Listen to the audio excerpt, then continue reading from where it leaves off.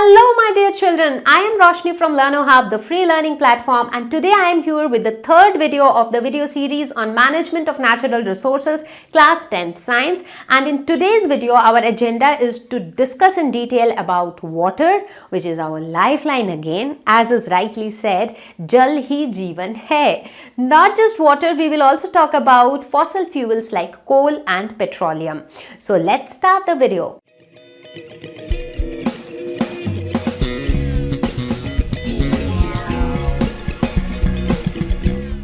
Water, which is again another priceless natural resource which is extremely useful for us. I mean, we just cannot think of our life without water. So let us talk about the significance of water. However, I know that it is needless to discuss about the significance of water because you are all aware about how much significant water is.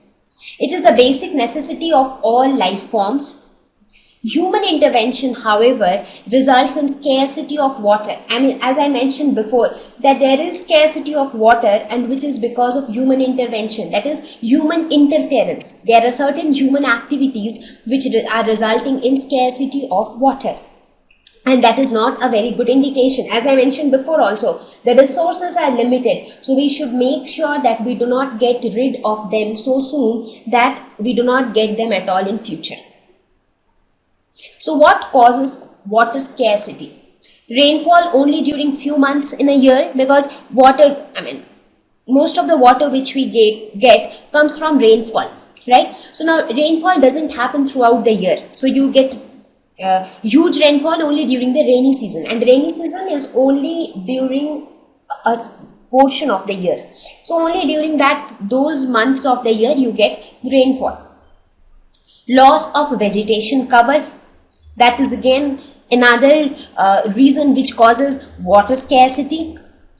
Diversion of high water demanding crops. So now if we start planting more crops, more such crops which needs more water, because in order to cultivate different types of crops, then need of water is different. There will be certain crops which will need more water. There will be certain crops which will need less water. So now if we start cultivating more such crops which need more water, what will happen?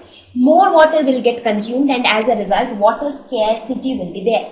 So we should try to balance the kind of crops which we are cultivating. We should cultivate some crops which needs less water as well, so that we can save some water.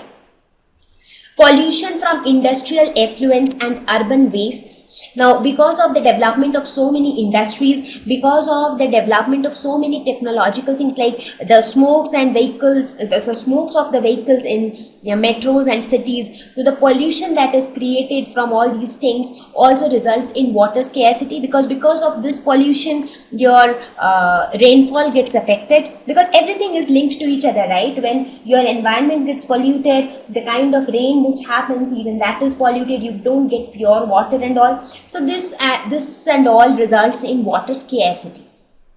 So these are some of the things which results in water scarcity, in which human beings have a very important role to play, because the pollution from industrial effluents and urban waste, it is under control of human beings. If people want, they can bring this pollution under control. Diversion for high water demanding crops, this is again under the control of human beings. If people want, they can divert towards low water demanding crops cultivation, right? So most of the things are under the control of human beings, and that is how we can get rid of water scarcity. Now when we talk of water, it becomes very important to talk about dams, because dams are something which actually act as reservoirs of water. They actually store water. So now we will see how does the construction of dams help us, and at the same time how do they harm us. Now dams are something which were present from a long time back. I mean, it is not something which has come up very newly. So it was there even before the British rule. But before the British rule, dams were not constructed on a very high level. I mean, you never had very big dams which are controlled by the central authority and all. You had dams, small dams, which were managed by the local people. Construction of the dams also assured that basic minimum needs of local people are met. That means for a small locality, you had a small dam got constructed. Because of the construction of the dams, it was also ensured that the local people should not get affected, the ecological balance should not get disturbed. So that is how the scenario was before the British rule. What happened after the British rule? What were the changes after the British rule? What happened? Large scale projects were introduced. Now, when the Britishers came to India, there were such many large scale projects which were introduced, right? Because in order to develop industrialization, and that is how industrialization took place in India. Earlier, everything was like you did not have much factories and industries and all. So that industrial revolution came up only after the British rule. So after that, large scale projects were introduced. So people started constructing large dams and all. Now there was advantage. All these things were advantageous. I am not saying that after the British rule things becomes disadvantageous. Obviously, this was all for the betterment of the country, because the productivity of things increased. Now, construction of large dams, it stored even huge amount of water, greater amount of electricity was produced. We all have studied about the working of dams, right, in our previous lesson where we spoke about the generation of hydroelectricity, right? So more amount of electricity was produced. They were the advantages, but at the same time, there were certain disadvantages involved. For example, the local irrigation methods got neglected since huge areas of land were utilized for construction of dams. So what happened? The needs of the local people were not met. People who were dependent on those lands, they used to cultivate things on those lands and earn their living, they got affected. Local irrigation methods also got neglected because that entire area was being used up for the construction of the dams. Now, why do we actually construct dams? The purpose is water storage for irrigation. So the water which gets stored in the dams can be used for irrigation purpose, which in turn helps us in agriculture.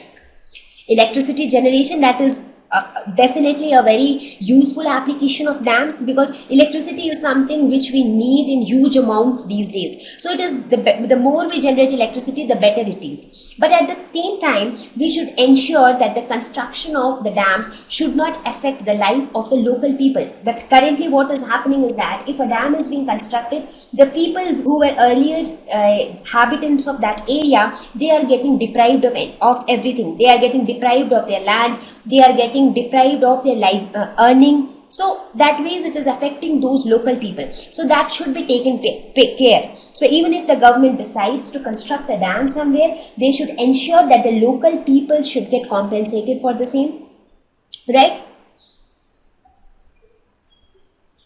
So let us now talk about the problems with dams. No equal distribution of water. Now, even if the dam gets constructed and you store water in dams, what happens? There are a certain group of people who are benefited with the water stored in the dams. There will be certain group of people who will make use of that water and they will cultivate high water demanding crops and all those things. But at the same time, there will be another segment of people who are completely deprived of water. So it does not ensure equal distribution of water. People nearby grow water intensive crops, those far away do not get any water. That is what I told, right? Because when you have a dam somewhere, people around that area, they will get more water, they will utilize more water, they will grow water intensive crops, so that is crops which need more and more water. So they will consume most of it, and those who are living far away, they will not get any water to cultivate anything. Vast area of agricultural land is compromised. So you really need huge amount of area for construction of dams. So we should ensure that we are constructing a dam in an appropriate area where we can ensure little equal distribution of water, and at the same time the amount of land which we are compromised for the construction of that dam should get compensated. Human habitation is also compromised. As I said, the local people, they are getting compromised. Results in deforestation. More and more cutting down of trees. Let us suppose if you had a large green area which had trees and all, now you want to construct a dam, you will cut down all those trees. So it results in deforestation. Causes loss of biological diversity. The moment you construct a dam, you are actually destroying the entire biological diversity in that area. Let us suppose earlier you had some forest. So you will cut down all the trees. When you construct a dam, all small birds, insects, animals which were living in that forest, they will all get destroyed. So it results in a loss of biological diversity. Huge amount of public money is used without generation of proportionate benefits. So this is a major drawback mostly in our country, that so much of money is spent in construction of dams, but the benefits which we get out of it, that is again not equally distributed amongst everybody. There is a particular section of people which will get most of the benefits. There will be another section of people who will not get any benefit out of it. So people need to be aware of this unequal distribution of things in our country, and they should ensure that equal distribution of things are taken place.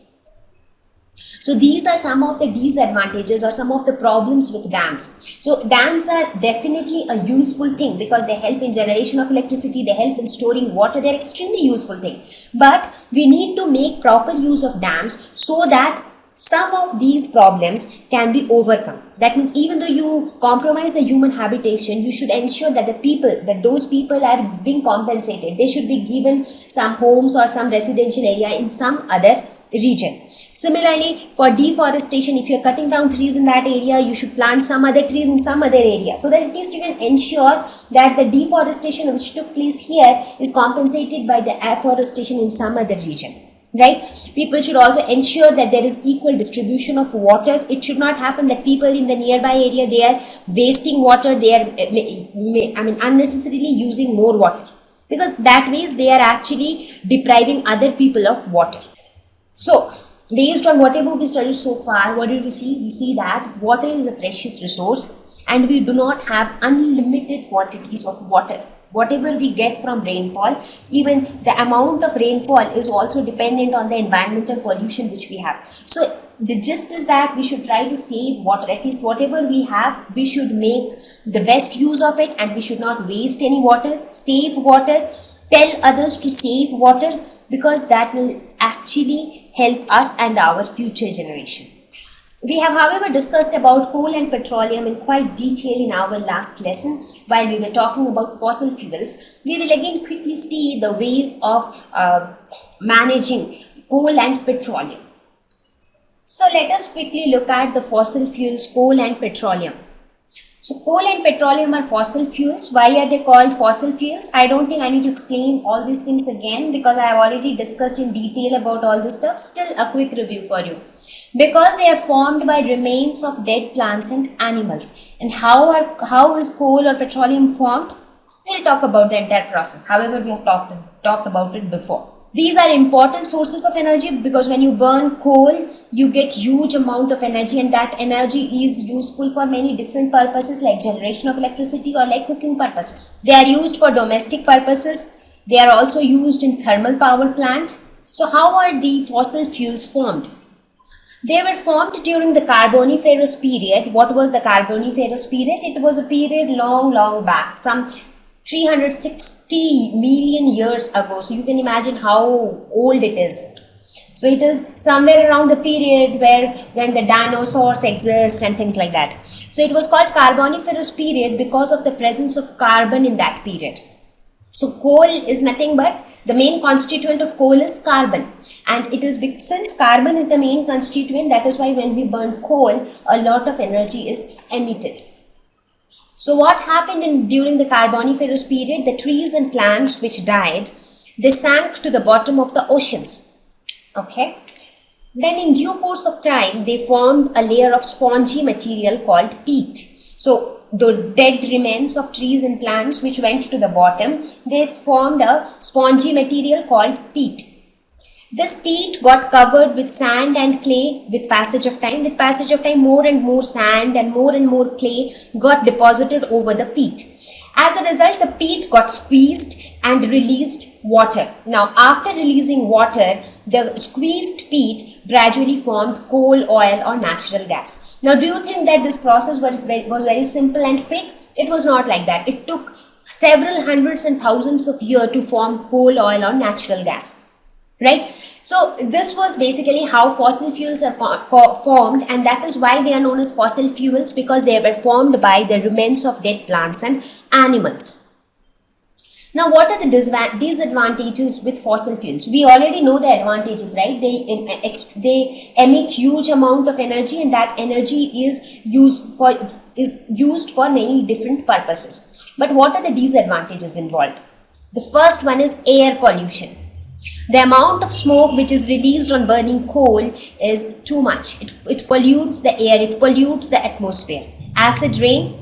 What is acid rain? Because of the products which are emitted on burning the fossil fuels. When you burn fossil fuels, things like carbon oxides, oxides of carbon, oxides of nitrogen and sulfur are produced. And these things are acidic oxides. And what they do, when these things are emitted in the atmosphere during rainfall, they combine with the rain, and the rain is known as acid rain. This acid rain is extremely harmful, not only to the life forms, but it also has many other disadvantages, like it tarnishes the marbles, it tarnishes buildings. So acid rain is something which is hazardous, and it causes different types of diseases in different life forms. The greenhouse effect. What is greenhouse effect? I have spoken about greenhouse effect in detail in our previous lesson. Greenhouse effect is something like the greenhouse gases like carbon dioxide, methane. So what are these greenhouse gases? These are the gases which traps the energy from the sunlight within the atmosphere. And as a result, the more and more greenhouse gases you have, the more and more heat will be trapped in the atmosphere, and the more hotter the atmosphere will become. Now, burning these fossil fuels produces these greenhouse gases like carbon dioxide and methane. So it increases the amount of greenhouse gases in the atmosphere, and as a result, it causes global warming. It warms the atmosphere. Right? So these are some of the major disadvantages with fossil fuels, and we see the major disadvantage is that it harms the atmosphere in one or the other way, either by air pollution or by acid rain or by greenhouse effect. Whatever it is actually harming the atmosphere. Right? So the usage of fossil fuels has alarming environmental consequences. So what is the conclusion? The conclusion is that coal and petroleum should be used judiciously so that they are left for our future generation, because the advantages are obviously there. By burning coal and petroleum, we get so much of energy that is harnessed for electricity generation and all, and we need electricity in huge amounts, right? So we should make use of coal and petroleum, but we should not use coal and petroleum to a very large extent, so that the advantage which we are getting will get compensated by the disadvantage. That means on one side we will generate electricity, on the other side we will pollute the atmosphere to such extent that existence of life forms will become difficult. So when life will, if life only doesn't exist in the exist on the planet, then what will you do by generating electricity? Right? Makes sense? So we should use coal and petroleum judiciously so that the atmosphere is not completely destroyed, at the same time, so that this coal and petroleum are left for our future generation also to use. Because again, coal and petroleums are also in limited amount, right? Every day you are not getting huge tons and tons of coal and petroleum. So you have limited stock, but you have unlimited need. So we should make use of it judiciously so that it is left for our future generation, and also we do not pollute the atmosphere unnecessarily. So let us now, by now we have almost covered the management of the most important natural resources. Now, when I talk of judicial use of resources or judicial use of natural resources, sometimes I mean small things which we can do in our day-to-day life.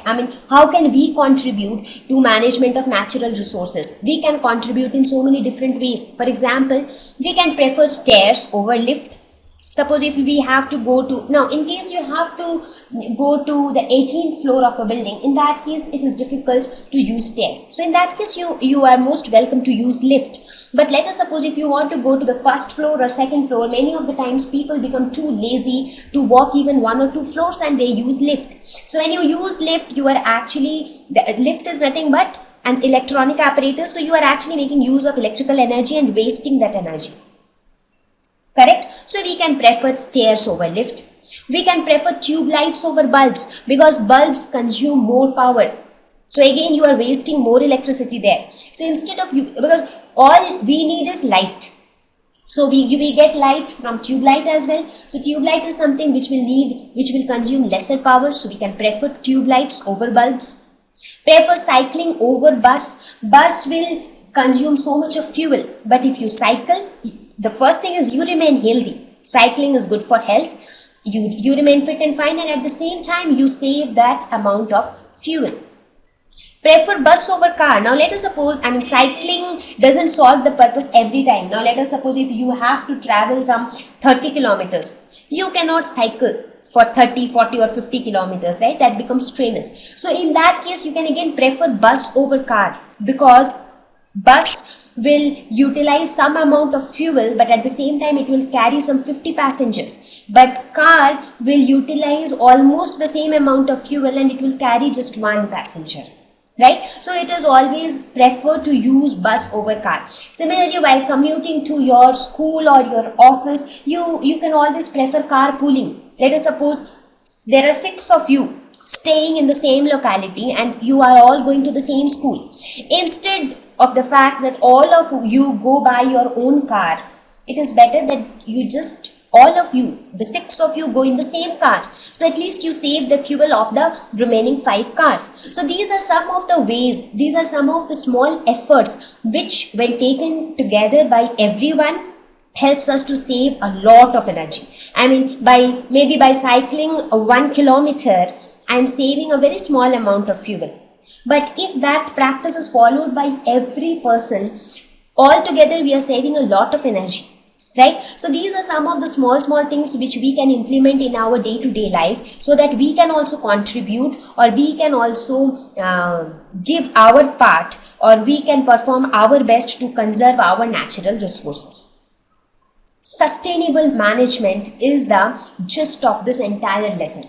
So what we should always concentrate on is sustainable management. That means managing natural resources in such a way that they can be sustained for the future generation, so that they do not get depleted or they do not get extinct. So we have to manage the natural resources in that way.